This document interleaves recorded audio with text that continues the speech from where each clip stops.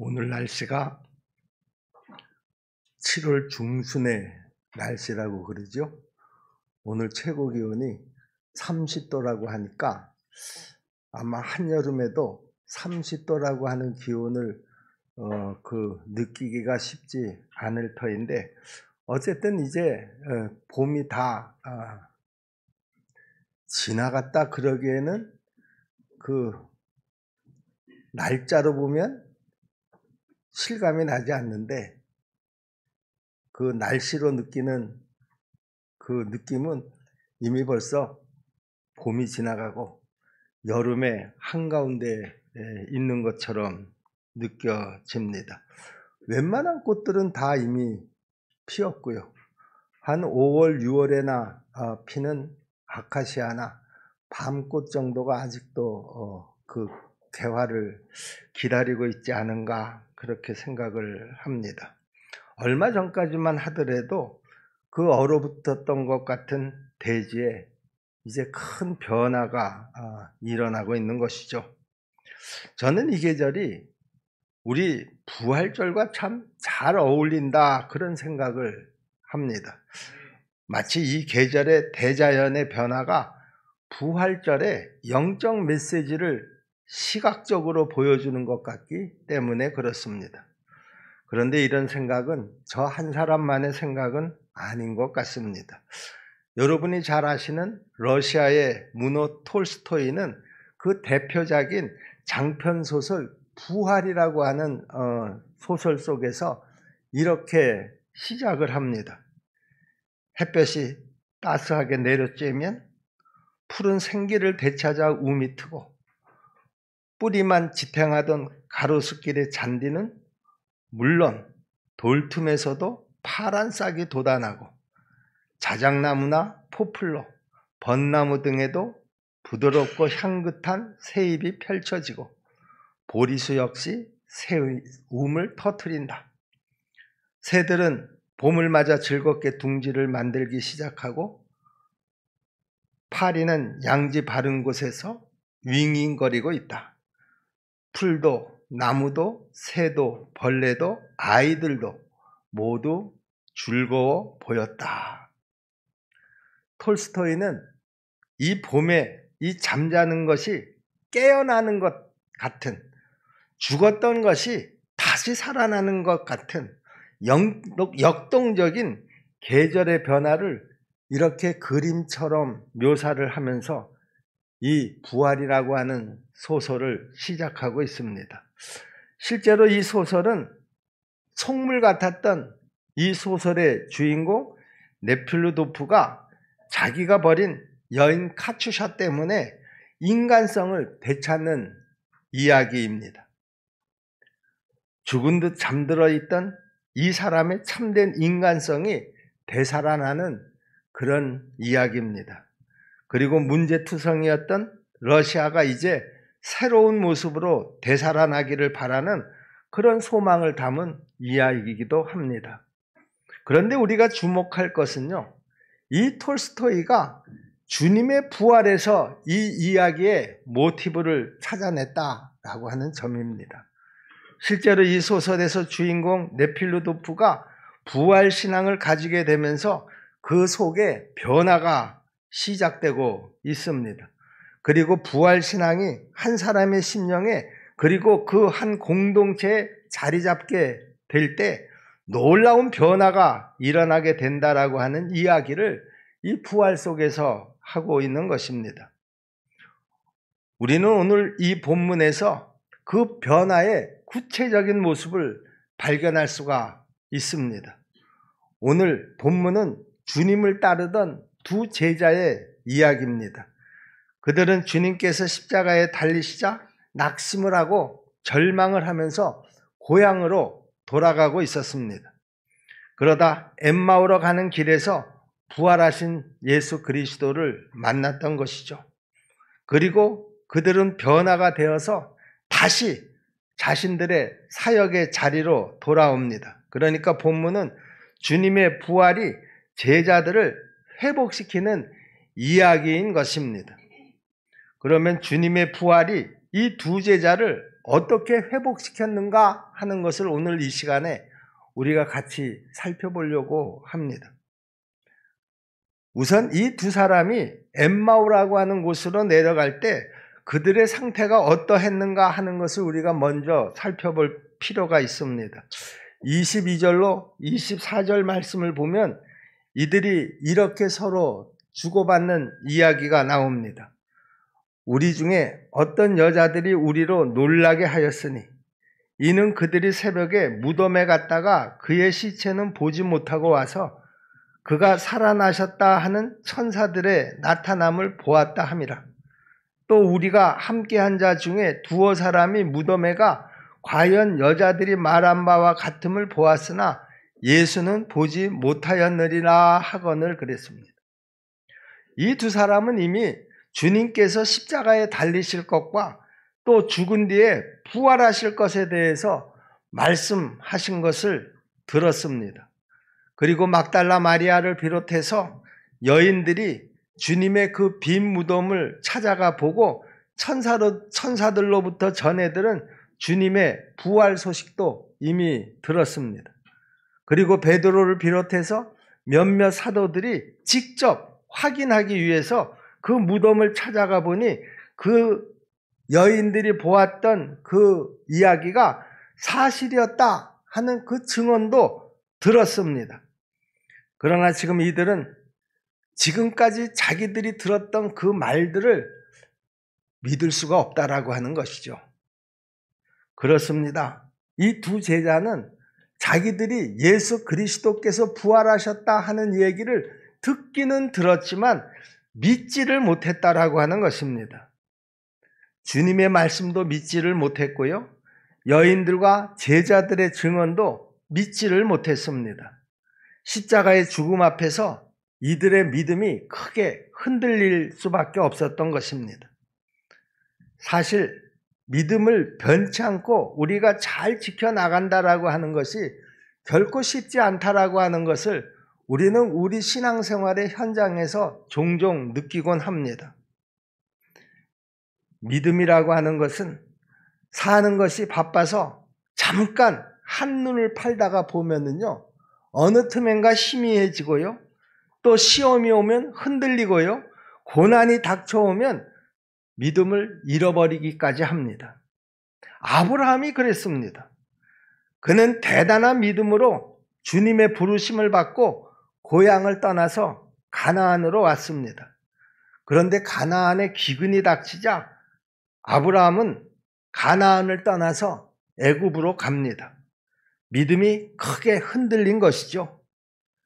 아들을 주시겠다라고 하는 약속을 받았지만 시간이 지나도 그 약속이 이루어지지 않자 자기를 따르는 다메섹 사람 엘리에셀을 상속자로 세워야 되겠다, 이렇게 결심을 합니다. 또 믿음이 휘청거린 것입니다. 이러기를 벌써 여러 차례 반복했던 것이죠. 그러나 그때마다 하나님께서 아브라함을 찾아오셨습니다. 그리고 그 믿음을 회복시켜 주신 줄로 믿습니다. 다시 아브라함을 일으켜 주셨다, 그 말씀입니다. 그래서 아브라함은 그 믿음의 조상의 길을 갈 수가 있었던 것이죠. 그렇습니다, 여러분. 우리의 믿음은 누구나 다 연약합니다. 우리의 힘으로는 우리의 믿음을 지켜내기가 결코 쉽지 않습니다. 그러나 주님께서 흔들릴 때 붙잡아 주시고 넘어질 때 일으켜 주시고 잃어버렸을 때 되찾게 해 주셔야 우리는 이 연약한 믿음을 그나마 지켜갈 수가 있는 것입니다. 오늘 본문의 두 제자도 마찬가지였습니다.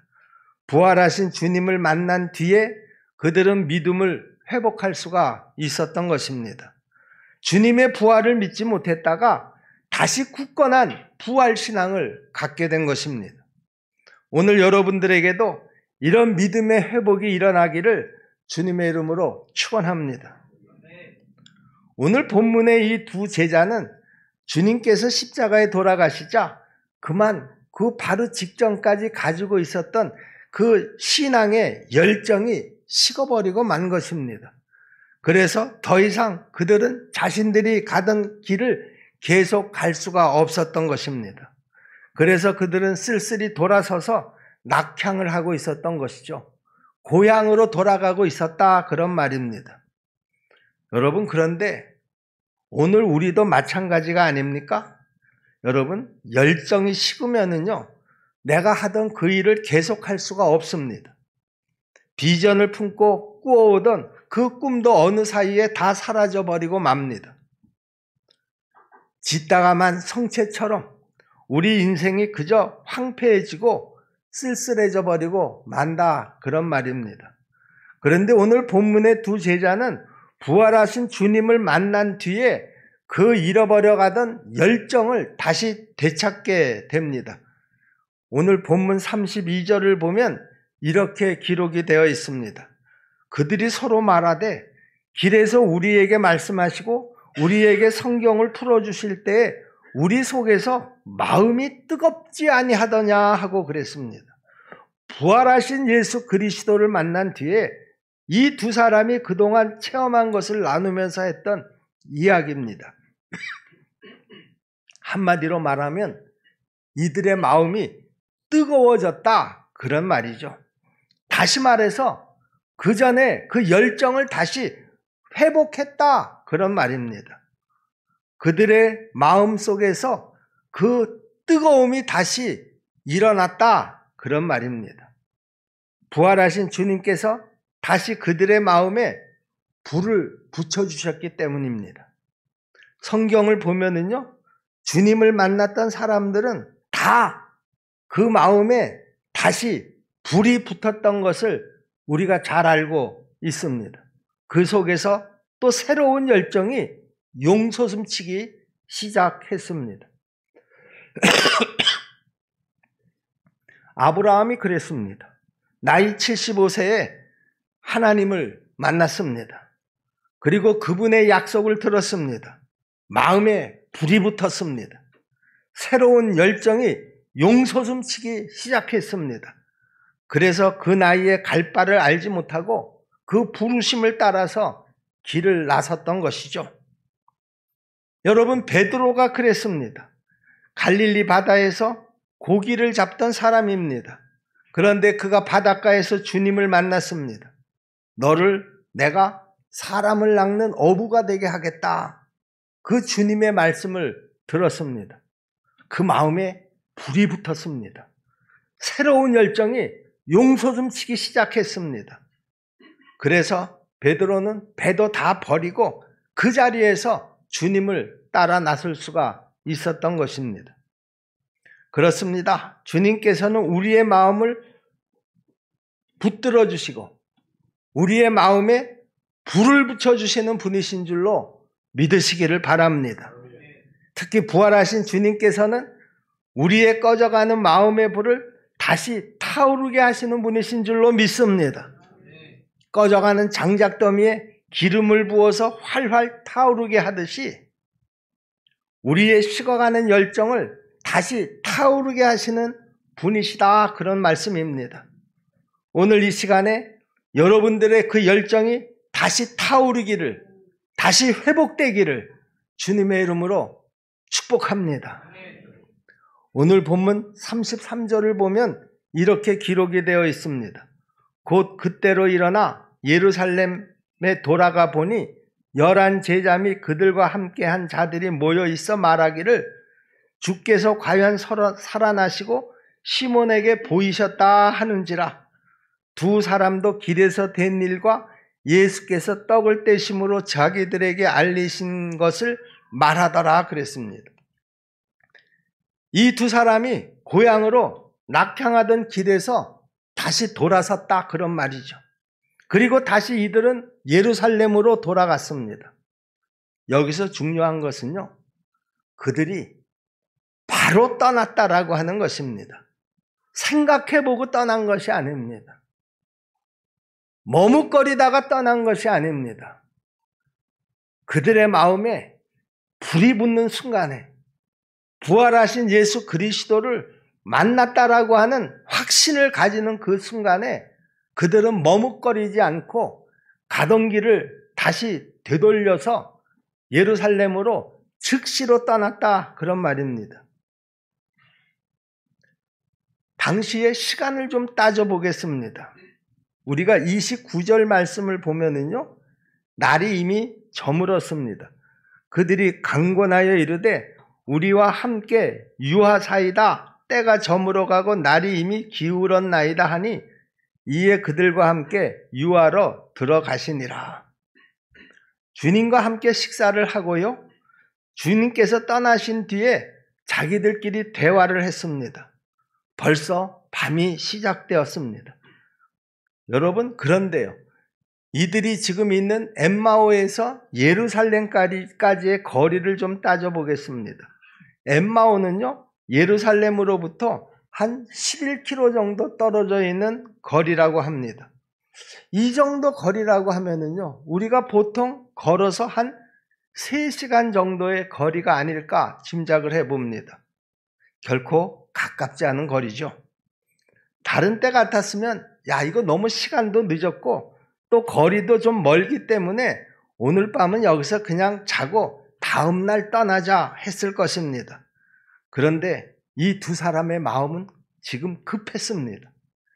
다시 자기들이 부르심을 받아서 사명을 감당하던 그 자리로 돌아가지 않으면 안 되겠다라고 하는 그 마음의 뜨거움이 마음속에서 일어났던 것입니다. 그래서 이 두 제자는 그 밤에 즉시로 예루살렘으로 돌아갔다라고 하는 것이죠. 그리고 예루살렘에서 믿음의 형제 자매들에게 자기들이 부활하신 예수 그리스도를 만난 이야기를 전했습니다. 주님께서 명령하신 대로 주님의 증인의 사명을 감당한 것입니다. 우리 십정동계 성도 여러분, 그렇습니다. 부활하신 주님을 만난 사람들은요, 모두가 다 사명을 받게 마련입니다. 그리고 잃어버렸던 사명을 다시 되찾게 되는 줄로 믿습니다. 그래서 사명의 사람으로 거듭나게 되는 것이다, 그런 말입니다. 우리가 동물원에 가보면은요, 여기저기에 안내문이 붙어 있는 것을 볼 수가 있습니다. 여기 이 동물에게 먹이를 주지 마십시오 라고 하는 팻말이 붙어 있습니다. 그리고 그 동물에게 먹이를 주다가 적발이 되면 벌금을 내야 합니다라고 하는 경고문까지 적혀 있는 곳이 있습니다. 왜 야생동물들에게 먹이를 주지 말라고 하는 것일까? 답은 간단합니다. 야생동물이 사람들이 주는 먹이에 길들여지면 야생성을 잃어버리고 스스로 먹이 활동을 하지 않게 된다는 것이죠.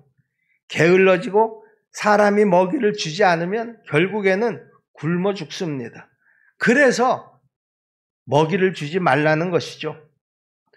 저는 오늘 많은 그리스도인들이 마치 그 야성을 잃어버린 야생동물 같다라고 하는 그런 생각을 해보았습니다.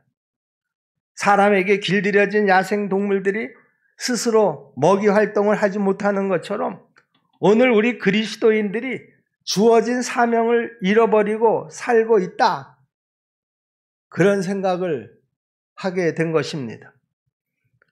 우리 주님께서 우리에게 이웃을 사랑하라 라고 하는 사명을 주셨습니다. 그리고 우리 이웃들에게 복음을 전하라 라고 하는 사명을 주셨습니다. 그런데 많은 우리 그리스도인들이 이 사명을 알면서도 감당을 하지 못하고 있습니다.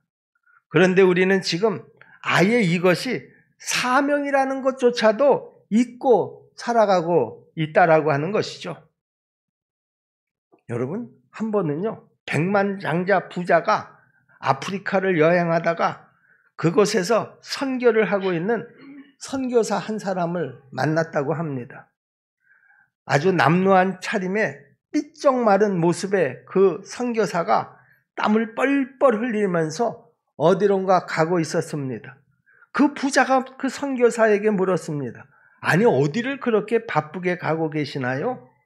선교사가 그 부자에게 대답했습니다. 예, 저는요, 저 고개 넘어 나환저천에 복음을 전하려고 가고 있습니다. 부자가 깜짝 놀라면서 이렇게 말했습니다. 아, 그래요? 나 같으면 100만 불을 준다고 해도 저는 그곳에 가지 않을 겁니다. 선교사가 이렇게 대꾸를 합니다. 물론 저도 그 정도 돈을 받고서는 안 갑니다. 부자가 궁금해서 또 묻습니다.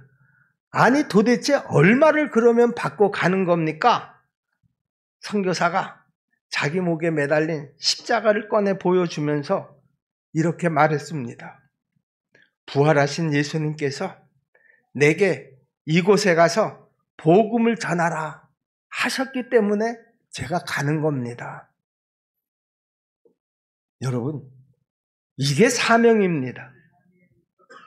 오늘 본문의 두 제자가 부활하신 주님을 만난 뒤에 잃어버렸던 사명을 다시 되찾았습니다. 그리고 그 사명을 감당하기 위해서 그 밤에 즉시로 다시 예루살렘으로 떠났던 것입니다. 오늘 이 아침에 우리 모두 부활하신 주님을 다시 만날 수 있기를 주님의 이름으로 축원합니다. 아니, 부활절이 지났는데 우리 목사님은 왜 여전히 부활 설교만 하고 계시냐? 아마 여러분 가운데 그렇게 생각하시는 분이 계실지 모릅니다. 여러분, 이 부활 설교는요, 1년 365일 다 해도요, 저는 부족함이 없다고 생각을 합니다. 사랑의 사명, 전도의 사명, 이 부활의 계절에 우리가 다시 기억하고 우리에게 주신 이 사명들을 다 회복할 수 있기를 주님의 이름으로 축원합니다. 기도하겠습니다.